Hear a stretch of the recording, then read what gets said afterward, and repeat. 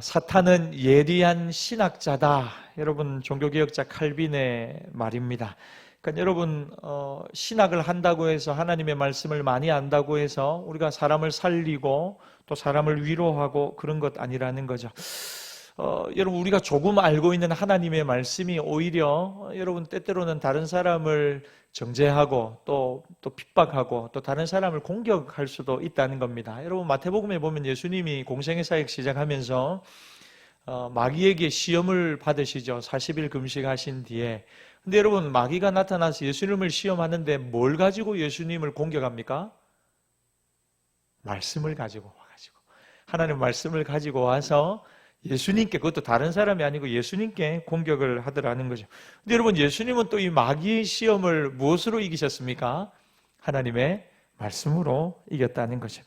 여러분, 예수님이 이긴 이유가 무엇입니까? 아이고, 예수님이 뭐 마귀한테 지겠습니까? 여러분, 그렇기도 하지만 예수님의 입에서 나오는 말씀은 살아있는 말씀이라는 거죠. 그냥 이론적인, 머리로만 아는 지식적인 말씀이 아니라는 것입니다. 그러니까 예수님은 하나님의 말씀을 사랑했고, 그 말씀을 순종하고, 그 말씀을 체험하고, 그 말씀 앞에 헌신했다는 거죠.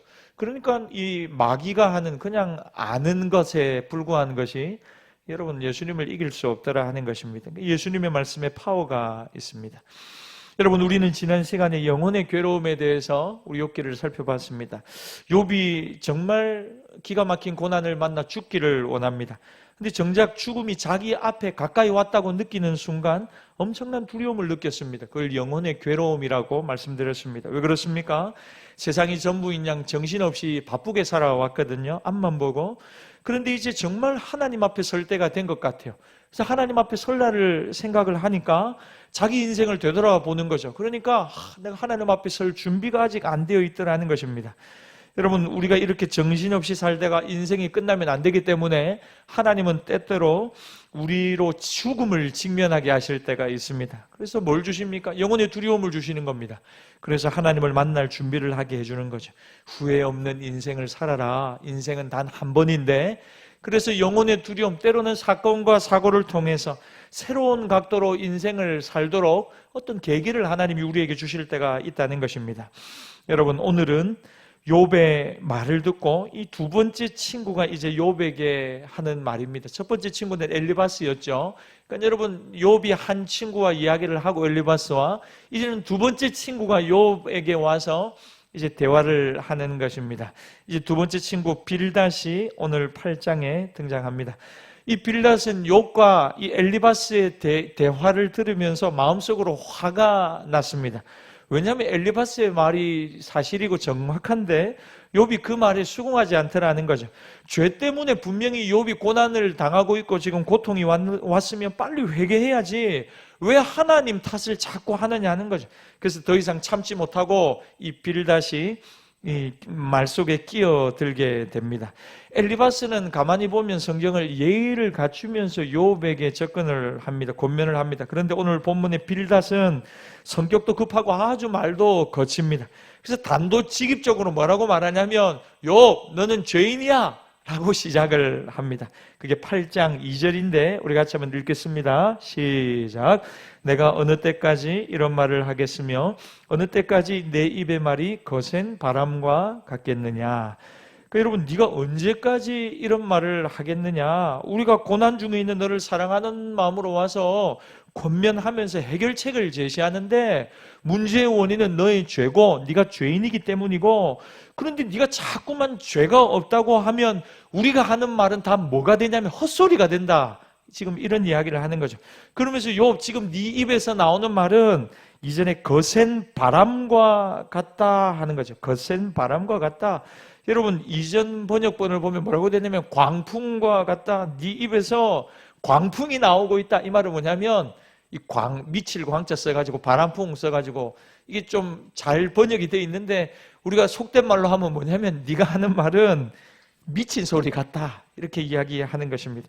영 말도 안 되는 소리를 하면 우리가 뭐라고 합니까? 지정신이냐 이러죠. 지정신 가지고 그런 말을 하느냐. 지금 빌닷이 욥에게 하는 말이 바로 이런 말이라는 것입니다. 이러면서 빌닷은 욥이 죄가 있다는 것을 증명하려고 세 가지 이 논증을 펼치기 시작합니다. 세 가지 각도에서 너는 죄가 있는 사람이야 하는 것을 이야기합니다. 그래서 여러분 1절부터 7절까지는 뭘 가지고 욥이 죄가 있음을 증명해 나가냐면 하나님의 성품에다가 빗대어서 호소하는 것입니다. 위를 바라보고 하나님의 성품을 묵상해 보면 욥 너도 죄인 아니냐 하는 거죠. 3절 말씀 같이 읽겠습니다. 시작. 하나님이 어찌 정의를 굳게 하시겠으며 전능하신 이가 어찌 공의를 굳게 하시겠는가. 여러분 공의와 정의가 나옵니다. 공의와 정의, 여러분 이건 다른 말로 말하면 뭐냐면 죄 지은 자에게는 벌을 주고 선한 자에게는 상을 준다는 거죠. 권선징악입니다. 그럼 하나님은 정의와 공의를 굳게 하지 않는다는 말, 비틀지 않는다는 말, 이 말은 여러분 사실입니까? 거짓입니까? 사실이죠. 하나님은 공의의 하나님이시고 정의의 하나님이 맞습니다. 그러니까 여러분 오늘 이 욥의 세 친구가 앞으로도 살펴보는 말을 들어보면 다 맞는 말을 합니다. 틀린 말이 아닙니다. 그러나 여러분 좀 불완전할 뿐이지 맞는 말입니다.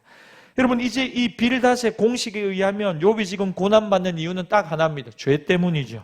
그래서 고난이 심하면 심할수록 뭐냐면 네가 지은 죄가 더 깊고 크다는 것입니다.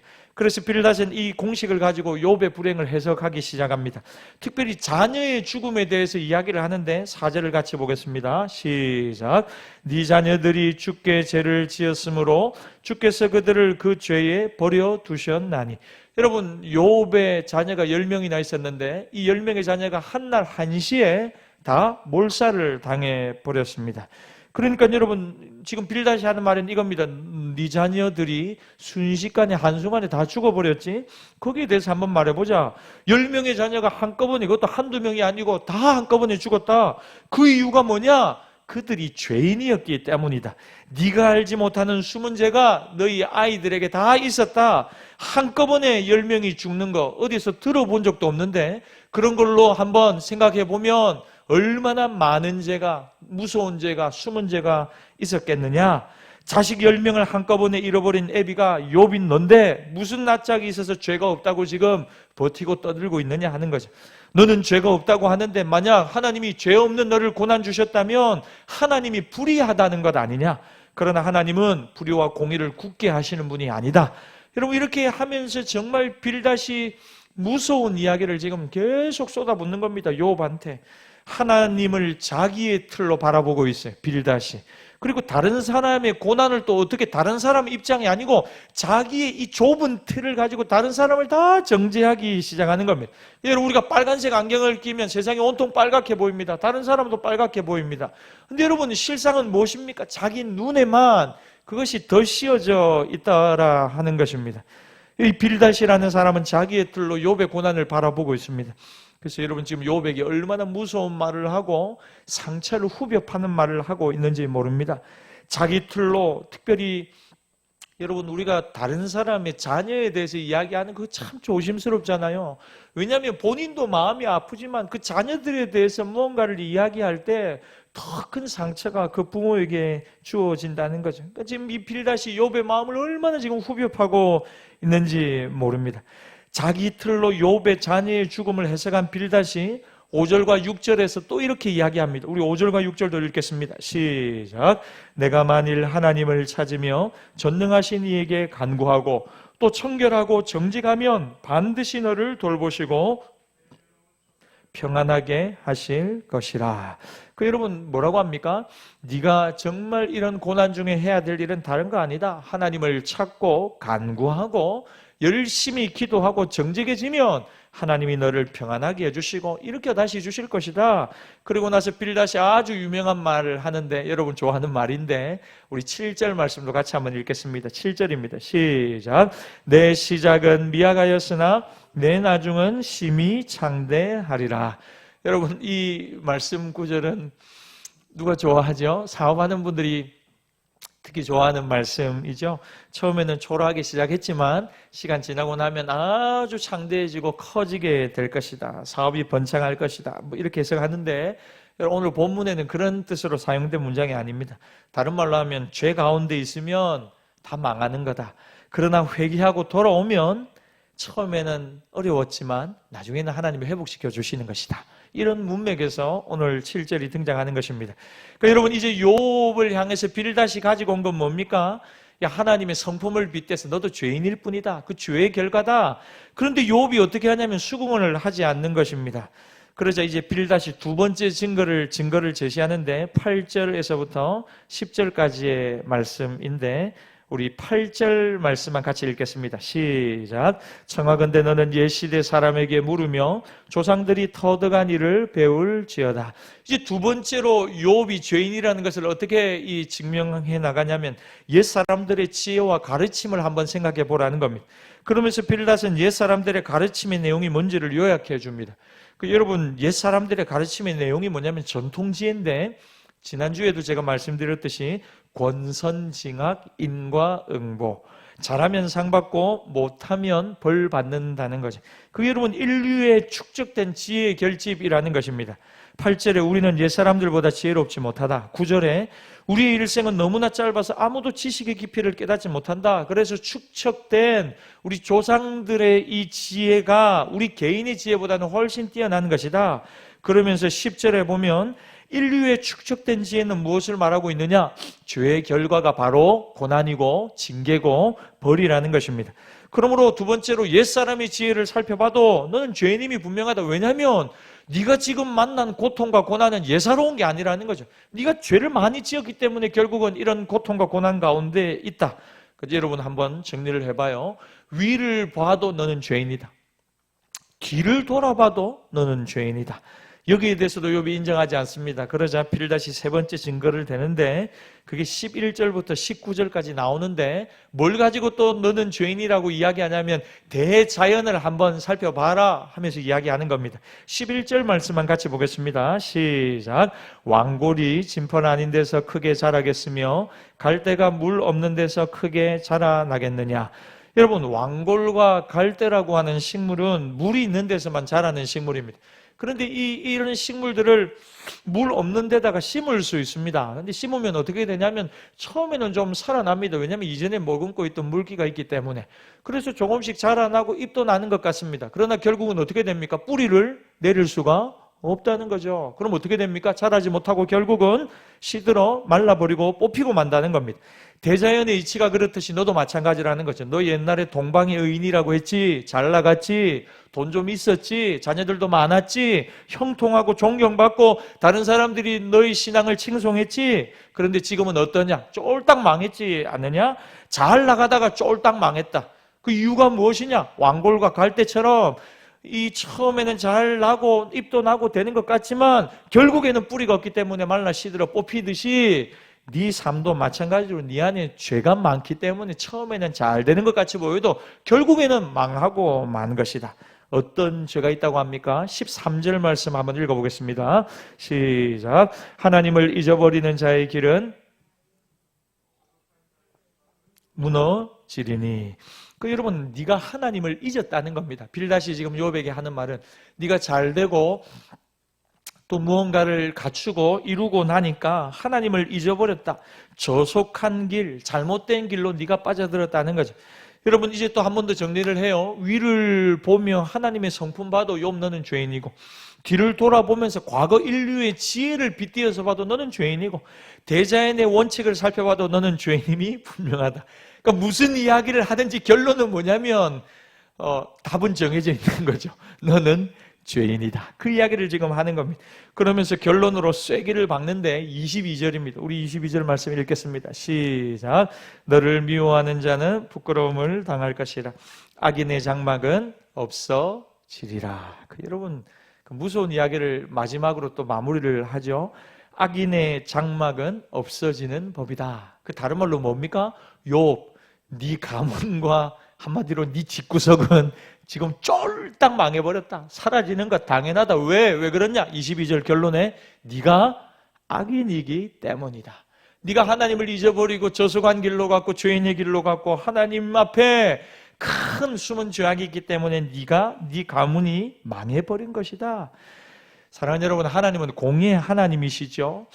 욥 네가 고난 받는 거 보니까 죄인이고 악인임이 분명하다. 그러니까 빨리 여기서 벗어나려면 회개하고 돌이키는 것밖에 없다는 것입니다. 여러분, 그런데 우리가 여기서 한번 생각을 한번 해보자고요. 여러분, 우리가 믿는 하나님이 공의의 하나님이신 건 믿습니다. 아멘이죠. 그런데 여러분, 공의의 하나님만입니까? 아니죠. 여러분, 공의의 하나님을 넘어서는 어떤 하나님이 계십니까? 사랑의 하나님이 계시다는 것이죠.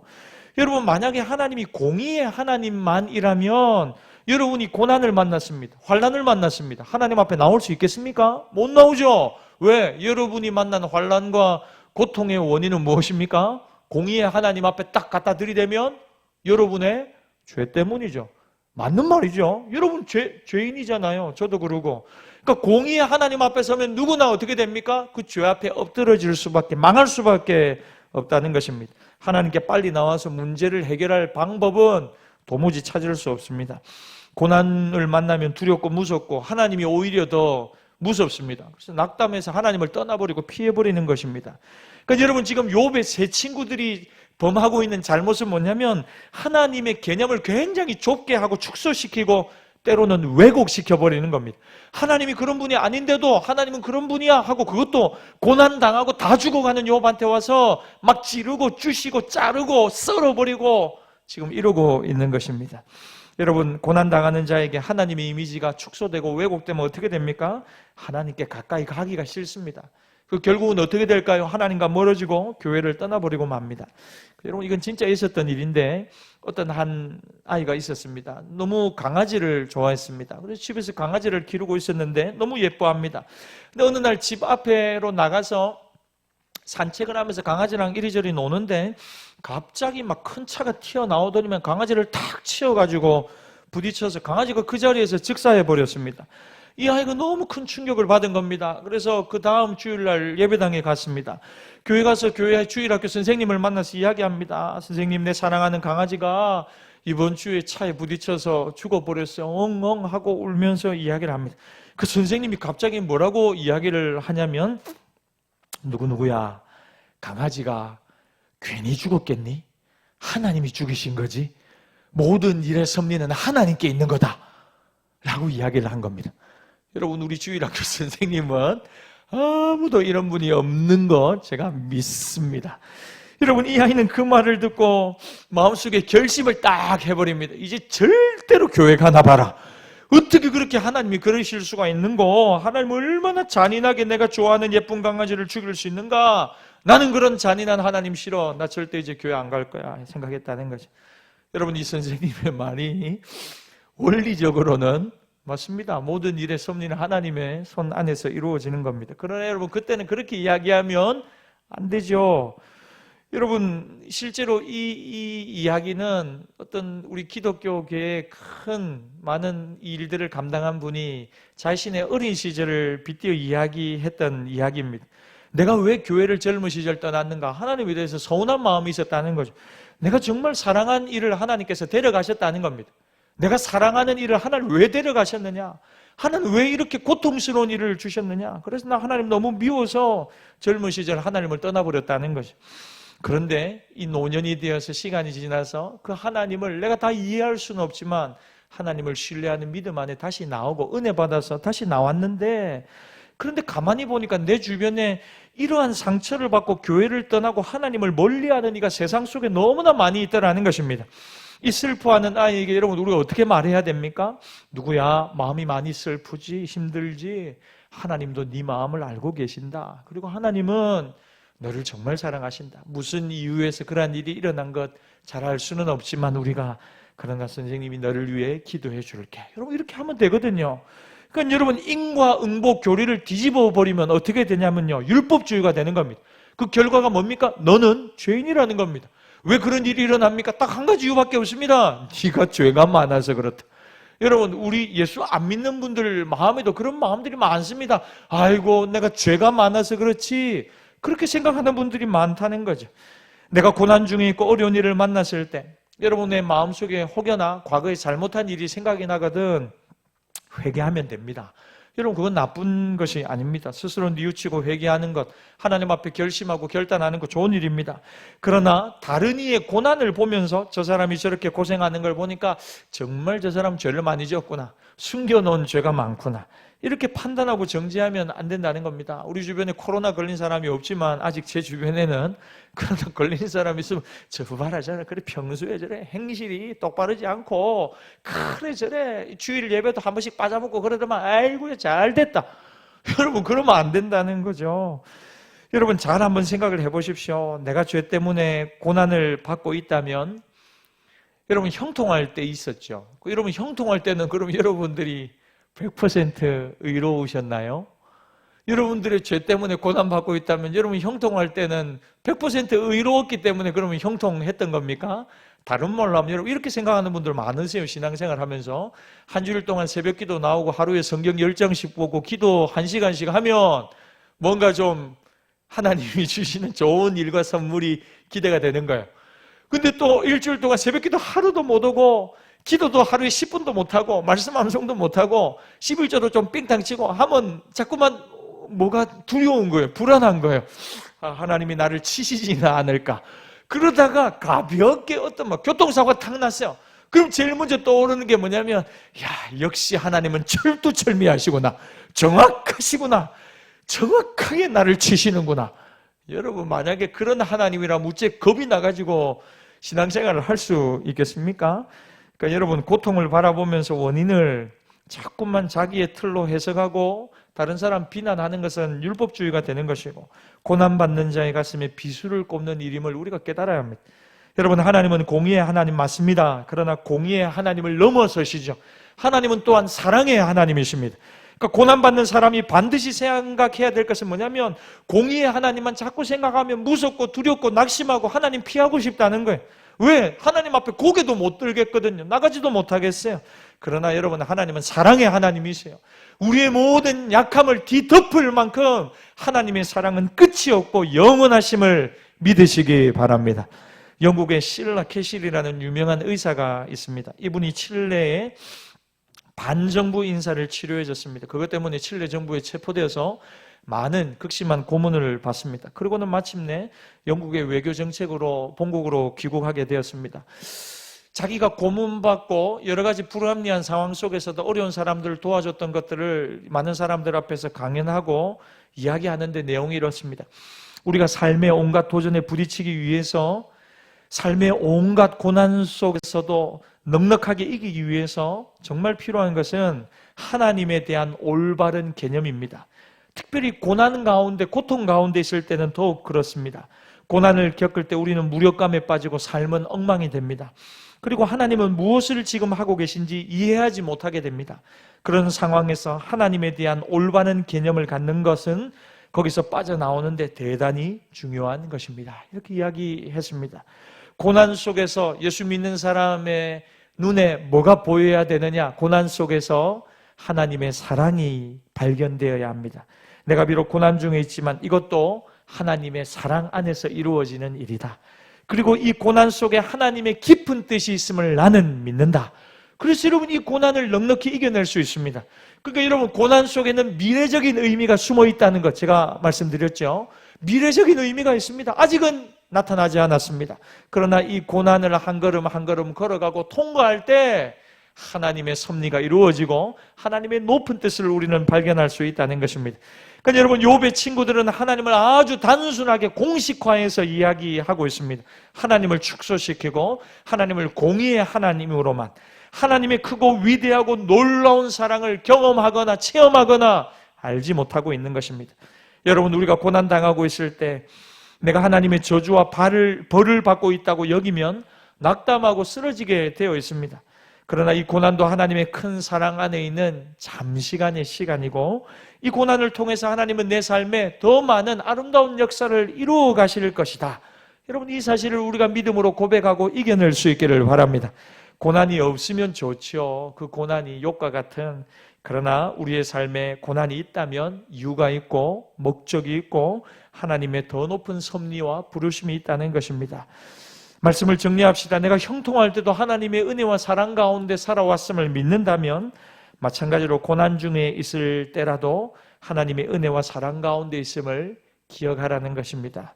잘 살아온 것도 하나님의 은혜였고 지금 힘든 순간인데 이 힘든 순간도 하나님의 은혜 안에 있는 시간임을 잊지 마시기를 바랍니다. 그리고 이 고난 속에서도 하나님의 사랑이 있고 나를 향한 거룩한 섭리와 뜻이 있음을 인정하며 그 뜻이 내 삶 가운데 이루어지기를 기도하는 저와 여러분 되어서 여러분 어떤 고난 속에서도 넉넉히 이기고 승리할 수 있기를 주의 이름으로 축복합니다.